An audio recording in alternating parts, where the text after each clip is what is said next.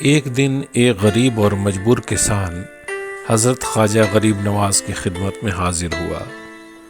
اس کی آنکھوں میں آنسو اور لہجے میں درد تھا۔ اس نے عرض کیا کہ حاکم نے اس کے کھیت کی پیداوار ضبط کر لی ہے اور کہا ہے کہ جب تک شاہی فرمان نہ لاؤ کچھ واپس نہیں ملے گا۔ اس نے کہا کہ اس کھیت کے سوا اس کے پاس روزی کا کوئی اور ذریعہ نہیں۔ کسان نے حضرت سے درخواست کی کہ آپ خواجہ قطب الدین بختیار کاکی کو لکھ دیں تاکہ بادشاہ سے فرمان حاصل ہو جائے، لیکن حضرت خواجہ غریب نواز نے کسی کو اطلاع دیے بغیر خود اس کسان کو ساتھ لیا اور دلی کی طرف روانہ ہو گئے۔ اس سفر کا مقصد ایک مجبور انسان کے غم میں شریک ہونا تھا۔ دلی پہنچنے پر جب حضرت خواجہ قطب الدین بختیار کاکی نے تشریف آوری کی وجہ دریافت کی تو خواجہ غریب نواز نے فرمایا کہ میں اس کسان کے کام سے آیا ہوں۔ قطب الدین بختیار کاکی نے عرض کیا کہ حضور، آپ کا کوئی خادم بھی یہ کام انجام دے سکتا تھا، آپ نے خود سفر کی زحمت کیوں فرمائی؟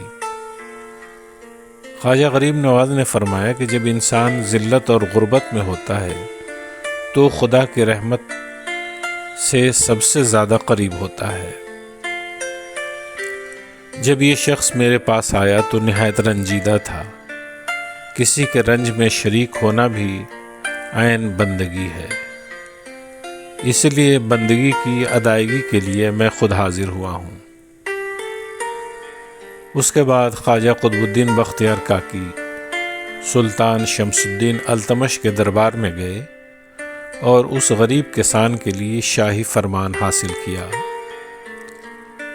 حضرت خواجہ غریب نواز کا اصل مقصد انسانوں کی خدمت اور ان کی ہدایت تھا۔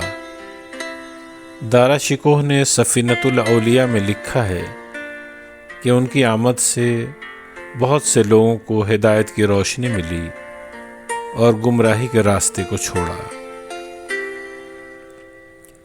سیر الاولیاء میں ہے کہ حضرت خواجہ اجمیری کے آنے سے ہندوستان میں شرک کی تاریکی ختم ہونے لگی اور نور ایمان کی روشنی پھیلنے لگی۔ جہاں پہلے بت پرستی عام تھی وہاں اللہ اکبر کی صدائیں گونجنے لگیں۔ جب حضرت خواجہ غریب نواز اجمیر تشریف لائے تو یہاں راجہ پرتھوی راج کی حکومت تھی اور عوام کو کئی قسم کے مسائل کا سامنا تھا۔ سماج میں اونچ نیچ اور بھید بھاؤ کا دور دورہ تھا۔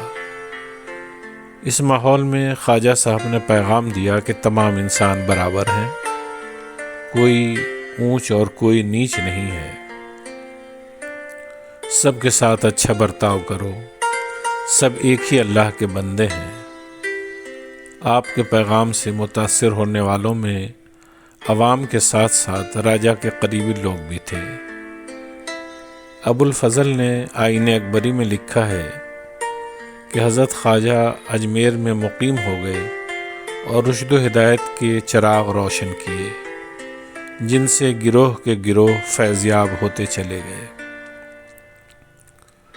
حضرت خواجہ معین الدین چشتی اجمیری نے تلوار یا جبر کے ذریعے نہیں بلکہ محبت، خدمت اور اعلیٰ کردار کے ذریعے دلوں کو فتح کیا۔ آج بھی آپ کا پیغام یہی ہے کہ انسانیت کی خدمت کرو، محبت بانٹو اور اللہ کے بندوں کے دکھ درد میں شریک بنو۔